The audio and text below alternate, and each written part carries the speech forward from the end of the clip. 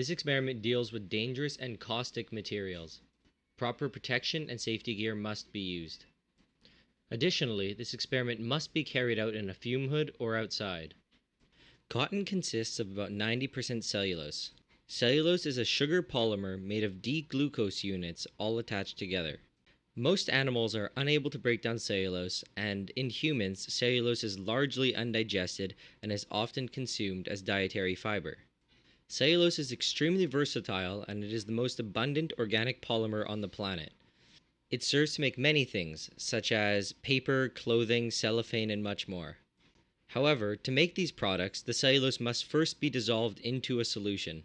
Cellulose is extremely resistant to dissolution, but luckily several solvents for cellulose have been discovered. In this video, I'll be making Schweizer's reagent, which is an aqueous-based cellulose solvent. For this experiment, you'll need 5 grams of copper 2-sulfate pentahydrate, or 3.2 grams of anhydrous copper 2-sulfate. You will also need 1.6 grams of sodium hydroxide and about 100 milliliters of ammonium hydroxide. About 2 grams of cotton is required, or you can use another source of cellulose such as toilet paper. A 10% acid solution of nitric acid, sulfuric acid, or hydrochloric acid is required, but the experiment seems to work best with sulfuric acid. First, add about 5 grams of copper sulfate pentahydrate to about 500 milliliters of water. I only had copper sulfate pentahydrate available, however, you can use anhydrous copper sulfate instead. If instead you have anhydrous copper sulfate available, simply dissolve 3.2 grams instead of 5. The anhydrous copper sulfate is significantly more soluble in water, and a lot less water is needed. Stir the copper sulfate until it is all completely dissolved into the water. In the meantime, dissolve about 1.6 grams of sodium hydroxide into about 10 or 15 milliliters of water. The dissolution of the sodium hydroxide is quite exothermic, and the water will heat up a little bit. Once all the sodium hydroxide has dissolved in the solution, it should be no hotter than warm to the touch. If the solution feels anything more than slightly warm, you'll need to cool it down in an ice bath before continuing to the next step. The copper hydroxide that we want to produce is extremely sensitive to heat. It can decompose to copper oxide at temperatures as low as 60 C. Cooling before the next step likely isn't necessary at all unless for some reason you decide to use less than 10 milliliters of water. Next, decant the sodium hydroxide solution into the copper sulfate solution. Immediately, a nice blue copper hydroxide precipitate should form. I washed the sodium hydroxide beaker with a small amount of water and added it to the solution. Next, mix the two solutions thoroughly. This serves to react as much sodium hydroxide as possible with the copper sulfate. This reaction is a double displacement reaction, and the overall reaction can be seen above. In the solution, the copper sulfate and the sodium hydroxide are split up into their respective ions. All the ions are floating around in solution, and this allows for the copper ions to recombine with the hydroxide ions. This forms the insoluble copper hydroxide solid, which precipitates out of solution. This is another replicate of the reaction between the sodium hydroxide and the copper sulfate. I'm including this replicate to show that the colors are not always consistent. This one produced a darker blue, while the previous one produced a lighter baby blue color. I let the precipitate settle for about an hour. In my case, the precipitate was a light baby blue, but don't be alarmed if your precipitate is dark blue or green. Then, decant off the top layer, which contains mostly sodium sulfate. This next step is optional and likely completely unnecessary, but you can do it if you like.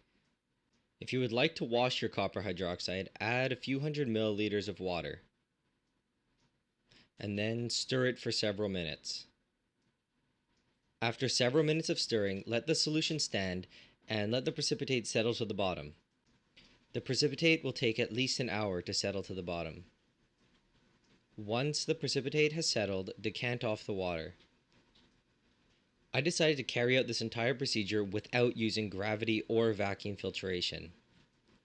If the copper hydroxide is allowed to completely dry, it will cake onto the filter paper and be a pain to remove. However, if it is left wet, it becomes a viscous goop. It is a pain to scoop up and remove from the filter paper, and there is always an inevitable loss of copper hydroxide in the filter paper. I found it much cleaner and easier to simply leave it in the beaker and let the precipitate settle. However, filtering is much more time efficient. Next, add 50 milliliters of 29% ammonium hydroxide to the copper hydroxide. Immediately upon addition, the solution should become a very dark black-purple color. This is due to the formation of a complex between the copper hydroxide and the ammonium hydroxide. The reaction is shown above. The final complex is called tetraamine diaqua copper dihydroxide. This final complex is what associates with the cellulose and allows it to be dissolved into solution. After all the copper hydroxide had dissolved, I added another 50 milliliters of ammonium hydroxide. After this final addition of ammonium hydroxide, the Schweizer's reagent is ready. Now to test the solution, we add some cotton and see if it dissolves. It does not dissolve cellulose as easy as adding sugar to water, but nonetheless it dissolves cellulose quite well. I simply kept adding cotton until the rate of dissolution slowed down, as this told me it was getting near saturation. This is quite impressive, as only about 3.2 grams of anhydrous copper sulfate would be required to do this. This solution is actually from a separate replicate. I'm including it to show you that the colors are not always consistent. You do not need to worry as long as the color of your reagent is on the range between dark blue purple to black. After completing this experiment several times, I found that the colors of the solutions were quite variable, but each time the reagent worked just as well. After a while, you'll notice that the solution becomes quite viscous and the cotton has a hard time dissolving and getting wet by the solution. This should tell you that the solution is getting close to the saturation point.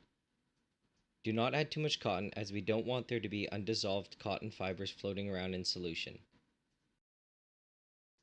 Here we can see that the solution has become quite viscous.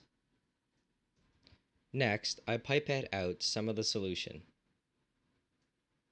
I drip some of the solution back into the beaker to show you that it is truly a dissolved cellulose solution and not merely cotton fibers in suspension.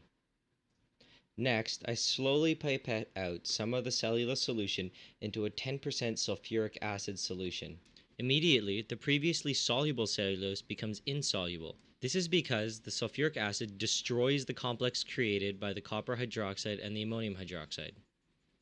Next, I poured in a lot of the dissolved cellulose into the sulfuric acid solution to have it precipitate. You can see that it precipitates immediately upon addition, but it maintains its dark blue color. This is due to some of the Schweizer reagent still associated with the cotton. Upon thorough mixing, the dark blue color of the Schweizer reagent disappears. Eventually, the cotton becomes completely white and the solution takes on a very slight blue color.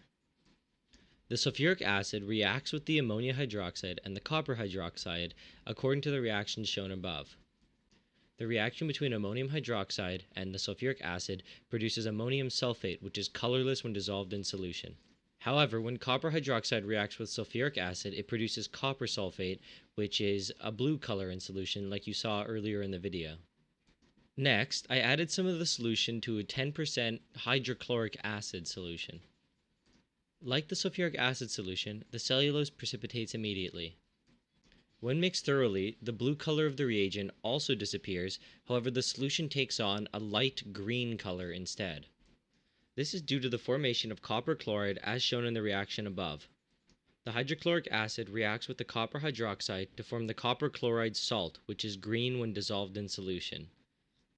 Finally, I added the remainder of the cellulose solution to about a 15% nitric acid solution.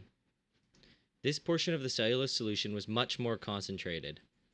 As a result, the cellulose precipitate was much thicker than when added to hydrochloric acid and sulfuric acid.